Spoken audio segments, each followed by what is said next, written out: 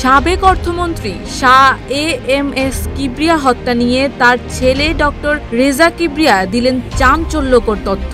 হত্যাকাণ্ডের সাথে জড়িত খুনিরা ছিলেন শেখ হাসিনার খুব কাছের তিনজন। তবে কি এই হত্যাকাণ্ডের পেছনেও হাসিনারই হাত রয়েছে, এমন প্রশ্নই ঘুরছে সংশ্লিষ্ট বিভিন্ন মহলে।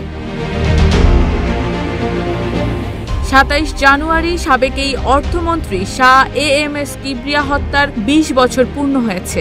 এই হত্যার বিষয়ে জানতে চাওয়া হলে সংবাদ মাধ্যমকে এমন ভয়ানক তথ্য দেন তার ছেলে ডক্টর রেজা কিবরিয়া। এ বিষয়ে রেজা কিবরিয়া বলেন, ২০ বছর পার হয়ে গেছে, আমার বাবাকে গ্রেনেড হামলা চালিয়ে হত্যা করা হয়। তার শরীরে প্রায় ৪০০ স্প্লিন্টার বিদ্ধ হয়। একটি ভাঙ্গা অ্যাম্বুলেন্সে তাকে ঢাকায় পাঠানো হয়। তিনি পথে মারা যান। আমরা দীর্ঘ ২০ বছর ধরে বিচারের অপেক্ষা করছি। আওয়ামী লীগ আমলে কোনো সুষ্ঠু তদন্ত হয়নি, কারণ আওয়ামী লীগের অনেকেই এই হত্যাকাণ্ডে জড়িত ছিলেন।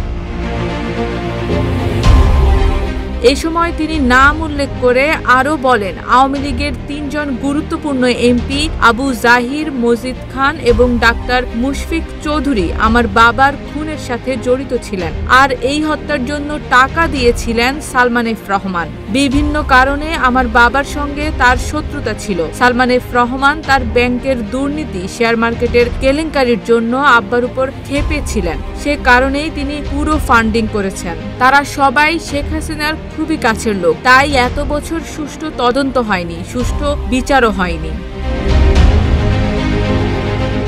একটি অসমাপ্ত তদন্তের মাধ্যমে সুষ্ঠু বিচার হতে পারে না উল্লেখ করে রেজা কিবরিয়া বলেন, আমরা এখন আশা করছি এর বিচার হবে, তবে এই সরকারের সময় নয়, ভবিষ্যতে সুষ্ঠু বিচার হবে। আমরা সবাই সেই বিচারের অপেক্ষায় রইলাম। বিভিন্ন সূত্রের তথ্য মতে তদন্তের বেড়াজালে আটকে থাকা এই হত্যাকাণ্ড এখনো বিচারের মুখ দেখছে না। নানা জটিলতায় বিচার কার্যক্রম কেবল পিছিয়েছে। এদিকে নিহতের পরিবার দাবি করে আসছে, হত্যাকাণ্ডের সুষ্ঠু তদন্ত কখনোই হয়নি। আওয়ামী লীগ সরকার অসমাপ্ত তদন্তের মাধ্যমে বিচার করার চেষ্টা করেছিল বলেও তাদের অভিযোগ, কারণ তারা প্রকৃত অপরাধীকে বাঁচাতে চেয়েছিলেন।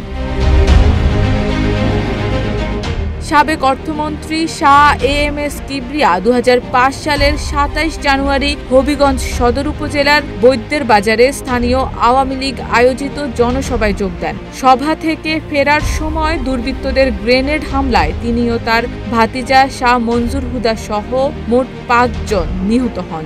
এতে আহত হন ৪৩ জন। এই ঘটনায় সে সময় হত্যা ও বিস্ফোরক আইনে পৃথক ২টি মামলা হয়। প্রায় ৮ বছর আগে শুরু হওয়া কয়েক দফা তদন্ত শেষে ২০১৫ সালে বিএনপি নেতাদের জড়িয়ে ৩৫ জনের বিরুদ্ধে প্রতিবেদন দেন তদন্তকারী কর্মকর্তা। শারমিন নিশু, ঢাকা পোস্ট।